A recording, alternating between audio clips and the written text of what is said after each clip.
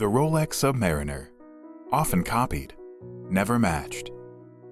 The Submariner was first released in 1953, following a challenge to Rolex founder Hans Wilsdorf to create a dive watch that was not only functional, but also appropriate for evening and dress wear.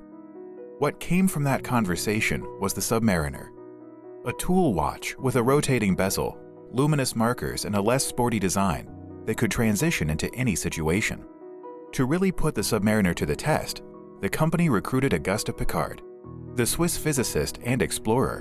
In 1953, Piccard and his Bathyscaphe deep diving submarine went down over 3,100 meters into the ocean. A specially created Rolex Submariner descended with him, attached to the ship's hull. When the Bathyscaphe came out of the water, the watch was still working properly. Part of the magic of the Submariner is in its design, which has only seen minor adjustments since its initial release. The first reference numbers were the 6204 and 6205, which were produced and retired before the end of the 1950s. These models, which are the foundation of the Submariner line, nonetheless bear some differences in appearance, including inconsistent branding of the Submariner name on their dials, pencil-shaped hands, and a lack of crown guards. Notable versions of the Submariner include the 6538, the original James Bond that debuted on screen in 1962, and the 5512, which standardized the watch's oversized crown and added the crown guards that protect it. The 5512 was introduced in 1959 and remained in production until 1978.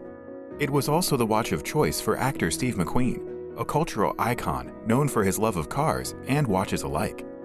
In the late 1960s, the reference 1680 solidified the Submariner as something much more than a diver's tool, with the addition of a date function and accompanying Cyclops magnifier. That decade also saw Rolex replace its radium paint with safer and less volatile tritium for use on its dials. As a functional watch with mass-market appeal, later Submariners saw the introduction of two-tone gold and steel and all-gold models. Today's Submariners are based off either the 14060 or 16610, produced from the late 1980s through the 90s and on into the 21st century.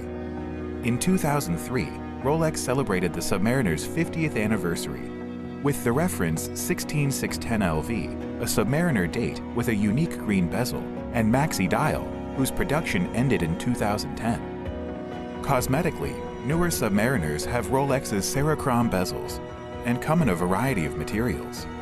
Today, the Submariner is Rolex's most recognized model, and over 60 years after it was first introduced, the Submariner continues to set the standard.